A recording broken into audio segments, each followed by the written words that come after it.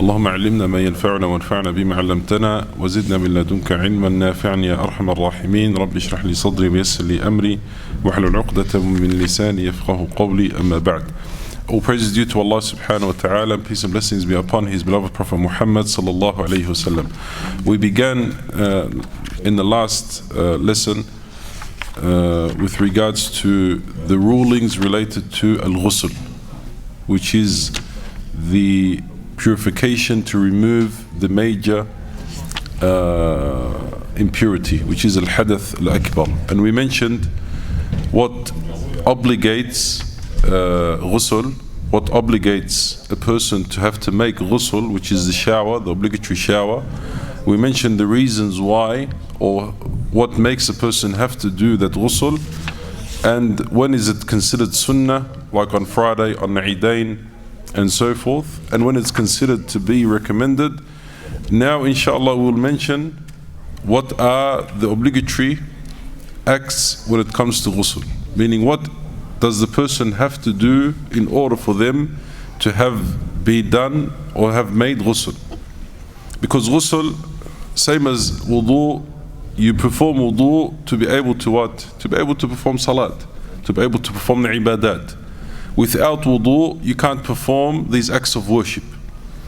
Ghusl is the same. Ghusl happens for certain reasons that we mentioned previously.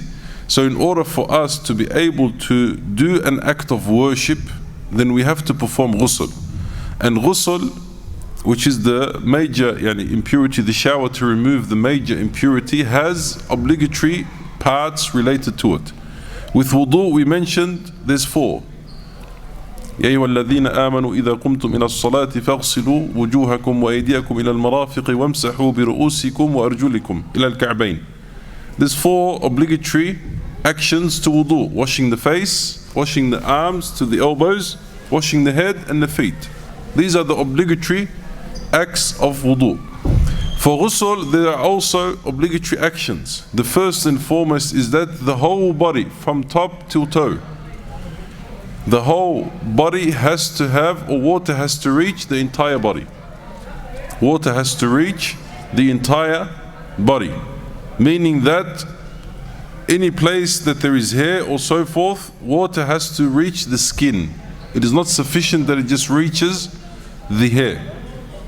So it has to reach the skin. Naturally, when you're having a shower and you have the water running on your head, water naturally reaches to your skin. It's not like you have to go there and hair by hair, make sure that water has received or water has reached there. But and the reason of saying so is that sometimes if the sisters, they have the hairs tied up in curls or in locks or whatever it is, for the females it is not obligatory for them to undo their hair, so long as the water reaches to the what? To the usul of the sha'r, to where the hair begins from, which is the head. And we'll come to that inshaAllah. But the first obligatory is that water encompasses the entire body. The entire body. You can't leave a spot in your body that is what? That is not wet. That water has not reached it.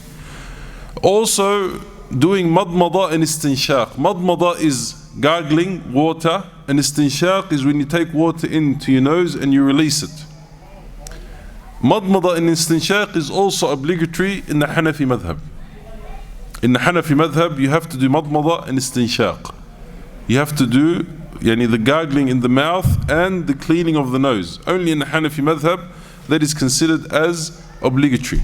That is considered as obligatory. Also, the person has to, when we say encompassing the entire body, that means that anything that is apparent or considered to be from the outside of the body, water has to reach. Water has to reach. Meaning that you have to make sure that your belly button, behind your ears, in your ears, and so forth, all of that water has to reach. All of that water has to reach. So you make sure when you are doing ghusl, there's a difference between doing a shower for cleanliness and between doing a shower to remove the major impurity. To remove the major impurity, you have to, as I said, make sure water reaches everywhere. Water reaches everywhere. As the Nabi sallallahu alayhi wa sallam, he says, تحت كل شعرة جنابة.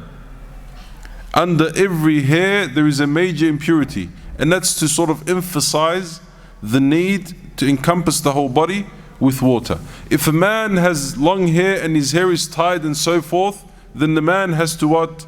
Undo their hair. Undo their hair to make sure that water reaches everywhere. But for the females, the Shara', Allah subhanahu wa ta'ala and the Prophet ﷺ have made an exception for the females. For them, if their hair is in locks or if their hair is tied or so forth, and it's not easy to always untie the hair and then tie it again, then wash, and then for the females, they have been given an exception that they don't have to untie their hair so long as the water reaches to the what? To the base of the head. To the base of the head. And this is due to the fact that Salama radiallahu anha, she came to Prophet ﷺ, he said, Inni mra'atun ashuddu dafra ra'si. I am a female that I tie my hair on my head. It's always tied in locks. Do I have to release it and untie it for janaba, to perform ghusl? So Nabi sallallahu alayhi wa sallam said, La innama yakfiki an tahuthi ala ra'siki thalatha hathayat. He said, no, it is sufficient enough for you to put water on your head 3 times. Al-hathayat is like the utensil that they used to use to take water and to put it on the head. They didn't have shower heads and taps and so forth. There was a bucket with water. They would use a utensil and they would use that for having a shower. So using it 3 times, putting water on the head is sufficient enough. Is what is sufficient enough. Meaning that you don't have to sit there and put your hands and rub your head. That's not needed. You put water 3 times and it is sufficient enough. ثم تفيضين عليك الماء, and then you release water onto your entire body, فتطهرين, and you've become pure. Meaning that you've gone out of the state of major impurity into the state of what? Into the state of purity. So to encompass the entire body with water, and that means the belly button, the ears, you have to make sure that water reaches everywhere. Now we're going to come to the sunnah way that it's done and how the Nabi sallallahu alayhi wa sallam used to make ghusl. So to make sure that water reaches everywhere, the belly button also, to make sure that water reaches everywhere. The Ahnaf, as we said, the Hanafi madhab, it's obligatory to do madmada and istinshaq, to do the mouth and to do the nose. With regards to the hair, if the female has her hair in locks or dreadlocks or so forth, she doesn't have to what?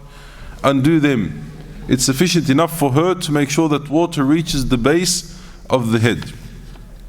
Also, for the men, the bead. As we know, in wudu, it's sunnah for the person who has a thick bead, it's sufficient enough for them to what? To water over their bead. They don't have to make sure water reaches the skin. In ghusl, no, make sure water reaches the skin. In wudu, if a person has a thick beard, all I have to do is over the bead. Over the bead. But in ghusl, you have to make sure the water reaches inside, meaning that you wash your face and you make sure water reaches inside. And any other hair that is on the face, mustache and so forth, you make sure the water reaches, as we said, تحت كل شعرة جنابة. Under every hair is janaba, meaning there is an impurity that has to be removed. And not impurity meaning that there's an najasa there. But khalas, when the person falls into a state of janaba, the entire body has to be cleansed. Like the person has to make wudu. When you have to make wudu, a person, for instance, has released air, has urinated. What's the sense that my feet, my head, my arms, my mouth, my nose, my ears, when I've no najasa has even gone close to those parts of the body? Khalas, this is a ibadah. This is an act of worship. This is an act of worship. And these matters, the tahara and so forth that we mentioned before, the tahara is not only cleansing of the body, the tahara is a cleansing Not only cleansing the body from dirt, يعني, and so forth. It's a cleansing of the body from the sins. It cleanses the body from the sins. As we mentioned, Nabi Sallallahu Alaihi Wasallam, he said that when a person makes wudu and they wash their hands or their face, that the sins drip from that hand or from the face or so forth with every water or drop of water. And Nabi Sallallahu Alaihi Wasallam, he said that if a person had in front of their house a river and they cleaned or they cleaned themselves from that river 5 times a day, would any dirt be left? He said no. He said that is the same as the 5 salawat. When a person makes wudu and prays, it cleanses what? It cleanses the sins. So the janaba, to perform ghusl, you have to make sure that water covers the whole body. It's not that here there's a najasa or here there's a najasa, no. It's the fact that it is a ibadah. It's an act of worship. It's an act of worship that Allah subhanahu wa ta'ala has made obligatory upon the ummah. Also to make sure that water reaches the private parts. To make sure that water reaches the private parts, especially where the person uses the toilet and so forth, to make sure that water reaches everywhere. Not to leave a place in which there is no water. Also the person, if there is any actual najasa, for it to be removed. If there's any actual najasa, for it to be removed. And also the intention.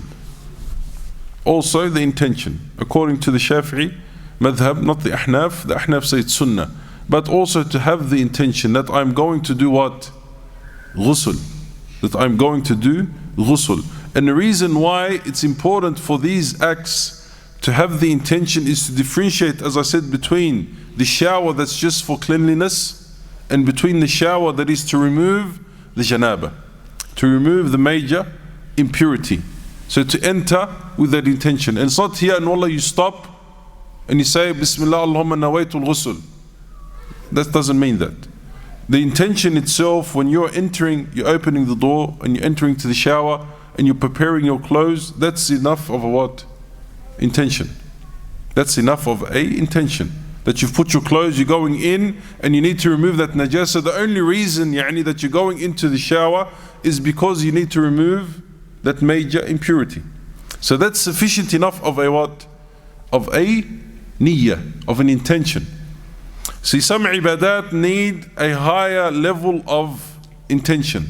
Like salat, siyam, the actual worships, the physical ibadat, they need a very strong intention. Why? Because the ibadah here, the salat, there's no other action that you do throughout the day or night that is like the salat. Meaning that you don't just for the sake of it just stand there and do the actions of salat as a sport or exercise. So you're only praying at a certain time for a certain reason. And why is the intention so strong? Is because that action in its entirety can only be solely for Allah. So you need to what? You need to bring forward a very strong intention. You need to bring forward what we call al-istihdar. Istihdar al-niyyah. To bring forward the intention. That when you're walking to the salat, then when you stand, that's why Nabi Sallallahu Alaihi Wasallam said, don't run. Don't run to the salat just to make the ruku', for instance. You get to the salat, you get to the line, Allahu Akbar, you get, and you've gone. The intention, the attention of the salat, the khushu' of the salat is gone. Now you walk. Nabi Sallallahu Alaihi Wasallam said walk, and that which you miss, you make it up. And that which you miss, you make it up. So bringing forward, you come to the salat, you stand. And that's why the earlier the person comes to the masjid, the earlier the person comes and sits down and sits in the front line, for instance, listens to the adhan, repeats with the mu'adhin, and then when the mu'adhin finishes, stands up, prays to rak'ah. Nabi sallallahu alayhi wa sallam قال بين كل أذان وإقامة صلاة. Between every adhan and iqamah there's a salat, which is 2 rak'ah, sunnah.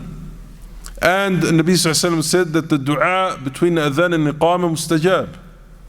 That the dua between the adhan and between the iqamah of salat is mustajab. So when the person comes, sits down, listens to the adhan, gets up, مثلا majority of the prayers, there's 10 minutes between adhan and between iqamah. So you get up, you pray 2 rak'ah, it takes what, 3-4 minutes, then you sit down and you make dua. And you make dua until the iqamah begins, and then you get up and you pray. You will find that your salat is much different to that which you just come, walk in, and you've been talking and you've been with the mates and you're laughing and you're giggling and kada, and then you stand and you pray. There's no what? There's no hudur, there's no khushu'. That's why the Sahaba radiallahu anhum and the Tabi'een and the righteous predecessors, they used to what? They used to make sure that they would come to the prayer early. And they would sit down and they would begin to bring forward that niyyah, to bring forward that intention.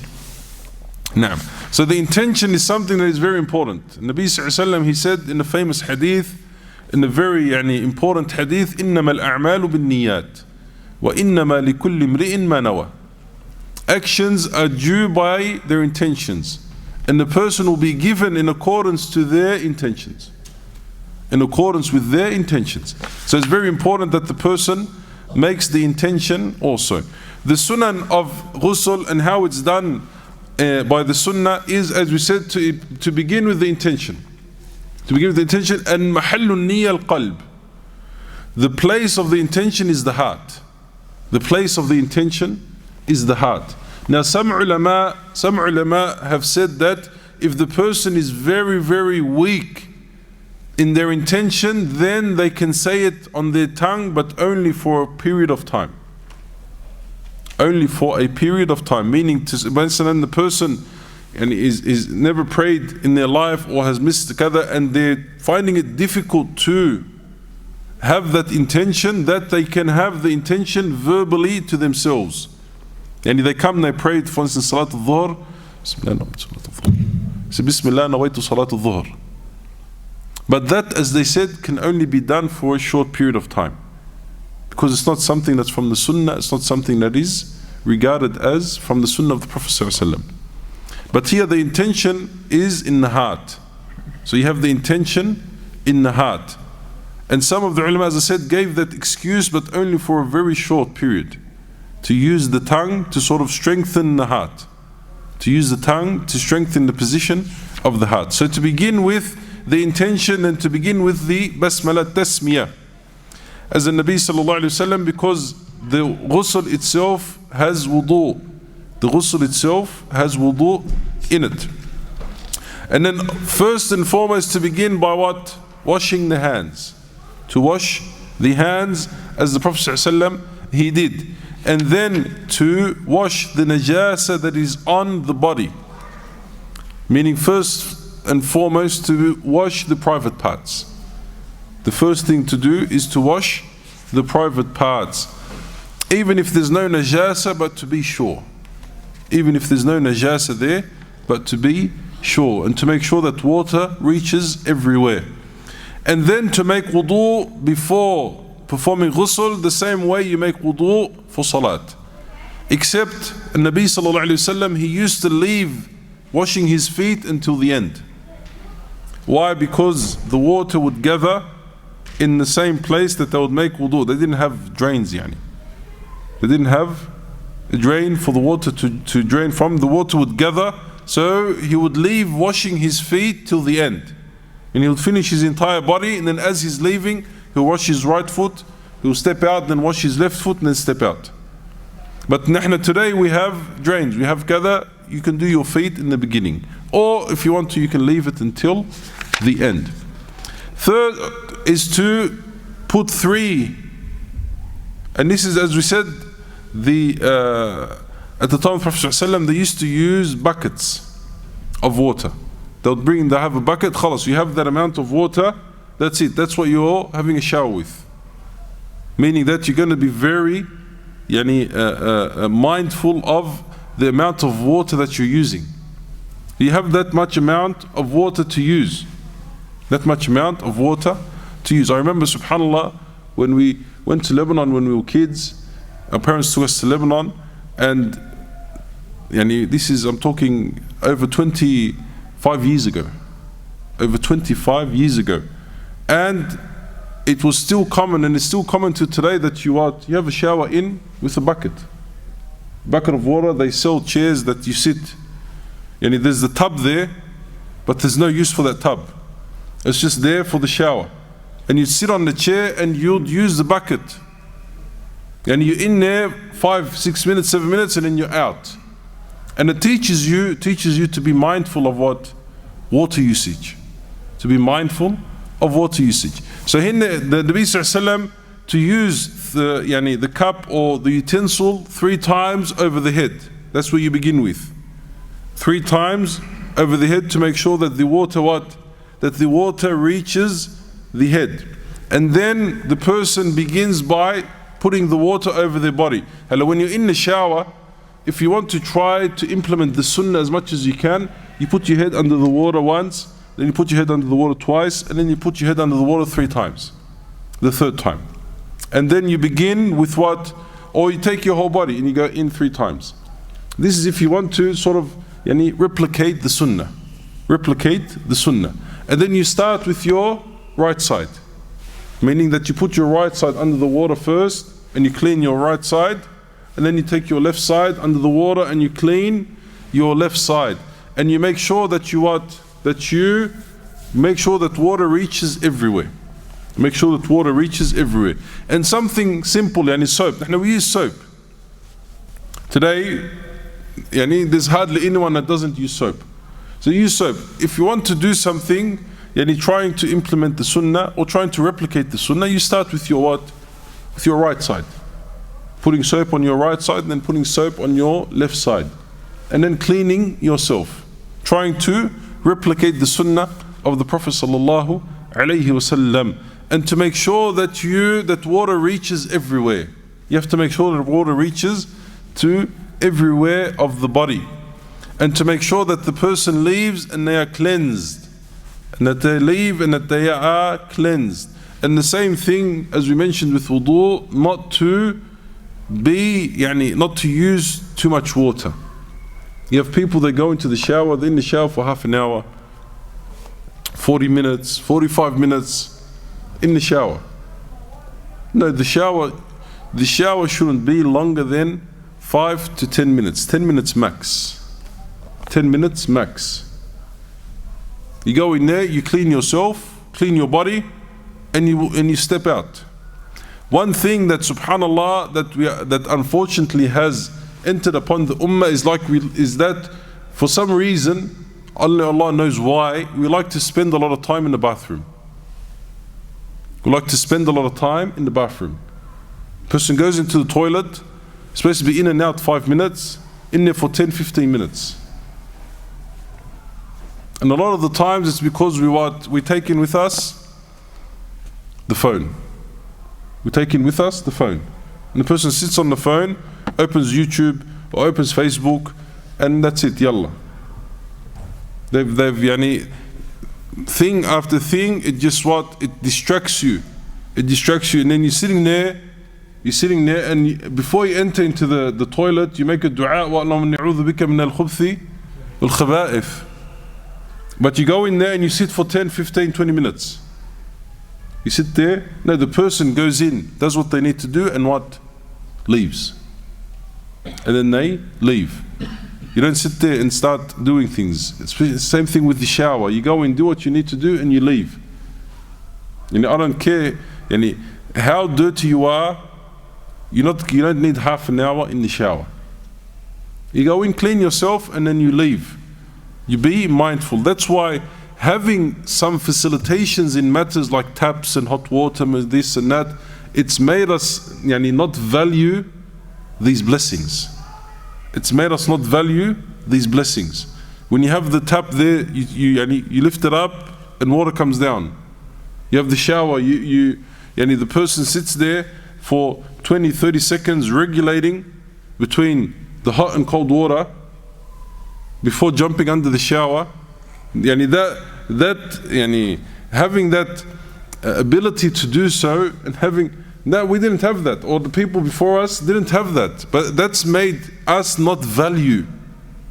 That's why we mentioned the hadith previously in wudu, when he said to Anas ibn Malik or Mu'adh, he said not to overuse water even if you're on a running stream.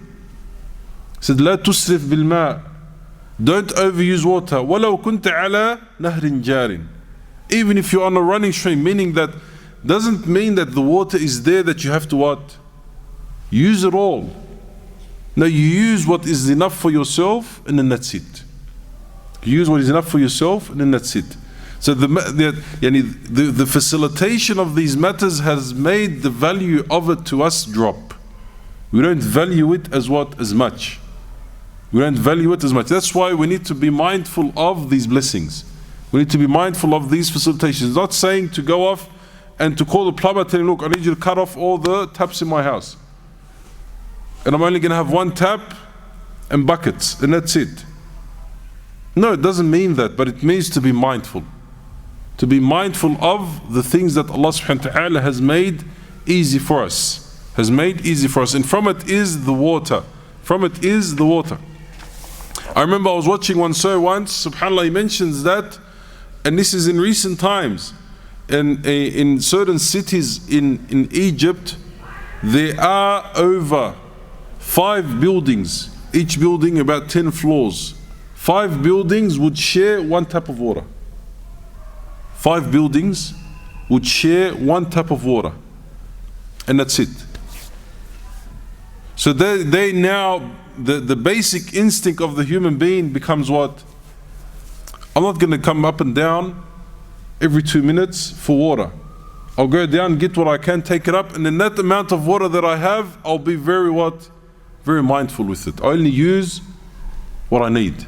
I only use what I need. So that's just being, I need to be mindful about what the person uses or how they use the water. What is haram or what is prohibited for a person to do while they are in a state of janaba, while they are in a state of major impurity? First and foremost, agreed upon consensus, to pray. It is haram to pray while being in a state of janaba. Haram. You need to go and to intentionally pray while you're in a state of major impurity. While in a state of major impurity, that is a sin. And some ulama consider it to be a major sin. Some ulama go to the extent that if it's done intentionally, it could be kufr. Why? Because you've contradicted the order of Allah subhanahu wa ta'ala. By you saying, no, I'm allowed to, and Allah subhanahu wa ta'ala says, no. وَإِن كُنْتُمْ جُنُبًا فَاتَّهَّرُوا. And if you're on janaba, then you make what? Then you make tuhur. And here فَاتَّهَّرُوا, the shadda, meaning that the ghusl. Meaning that the ghusl. And the major impurity, we said the major impurity is what? Is that which needs a shower. Is that which needs us to perform a shower. So first and foremost, it's prohibited to pray. Secondly, it's prohibited to touch the Qur'an. Prohibited to touch the Qur'an while in a state of janaba. As Allah subhanahu wa ta'ala says, لا يمسه إلا المطهرون. And also Nabi sallallahu alayhi wa sallam, he says, لا يمس القرآن إلا طاهر. That the person, only the purified person touches the Qur'an. Also performing tawaf around the Kaaba. As we said, the person who wants to perform tawaf has to have wudu. And the person who wants to perform tawaf has to enter into the masjid. And it's prohibited for a person to enter into the masjid in a state of janaba. As Allah subhanahu wa ta'ala, He says, إِلَّا عَابِرِي سَبِيلٍ. Except if the person is what? Is crossing through the masjid. The masajid in the Arab countries and so forth, they used to be like in the middle of sometimes a market. And they'll have 2 doors on each side. So you'll be able to walk through the masjid and walk out the other side, to the other side of the market or the other side of the place. So if you're walking through just like that, it was permissible. But to sit in the masjid is haram, while being in a state of janaba. Also, reciting the Qur'an.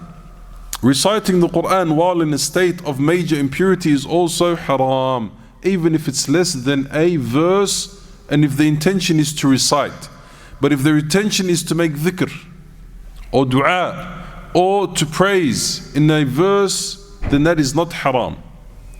Then that is not haram. Meaning that to recite with the intention of reciting the Qur'an And you just sit there in a major impurity, say a major impurity, then you just sit, I want to recite Qur'an. For the sake of reciting Qur'an, that's haram. But if it's for dua, or if it's for the remembrance of Allah, then that is considered to be permissible, while being in a state of janaba. Why janaba, these things are prohibited? Because the janaba can be removed very easily. You just have to go have a shower. You just have to go and have a shower. Meaning that, oh, why can't I recite the Qur'an while I'm junub? You go make a shower. Go have a shower, then come and recite as much as you can. Like some people, why can't I do it? Why can't I read Qur'an while I'm in a state of janaba? And then when he's not in a state of janaba, he doesn't want to read Qur'an. Halla, it came to his mind, he wants to recite. Why? Because he's in janaba. And why is it prohibited? Why didn't you read before or after? Illa now. So these, the janaba itself, very easily, you go have a shower and that's it, it's removed. So prayer, touching the Qur'an, touching the mushaf, touching the Qur'an, also doing tawaf, and also recitation of the Qur'an, reciting the Qur'an, and entering into the masjid. Entering into the masjid, except, as we said, if the person needs to go from one door to the other and they go through the masjid, that's fine. But not to sit in the masjid. Wallahu ta'ala a'la wa a'lam. This is with regards to the rulings related to ghusl, the rulings related to the shower to remove the major impurity. And as we said, it's very important that, and we mentioned before, that Nabi Sallallahu Alaihi Wasallam, he said that it is the haqq, it is the right of Allah that every believer showers at least once a week. Meaning the one that's single, the one that's not married, they should at least have a shower once a week where they clean themselves. Why? Because this is something that Islam does not promote impurity. Does not promote impurity. Islam promotes cleanliness. Islam promotes the person to be what? At-tahur shatrul iman. Cleanliness is a large, shatr here means half. Part of what? Of iman. To be clean, in the state of cleanliness. So doing these actions that obligate ghusl, you have to make sure that water reaches every part of your body. Every part of your body. And that's without excluding anything. There's no need to go into details. Every part of your body needs to be washed. Water needs to reach everywhere. Of the exterior what? The exterior parts of the body. And wherever the skin, water has to reach there. And you have to make sure that water reaches under the hairs of the beard and on the head and so forth. And this is something that, alhamdulillah, it's been very facilitated. Today you stand under the shower. If you just stand under the shower for 1 or 2 minutes, that's it. Khalas, water's reached everywhere. You just have to make sure that you clean the private parts. That you clean the private parts. Wallahu ta'ala a'la wa a'lam. سبحانك اللهم وبحمدك نشهد أن لا إله إلا أنت نستغفرك ونتوب إليك. Next week inshallah we'll mention the rulings of tayammum and the rulings of also after that al-khuf and so forth, wiping over the socks and wiping over anything else بإذن تعالى. والله تعالى أعلى وأعلم. والسلام عليكم ورحمة الله وبركاته.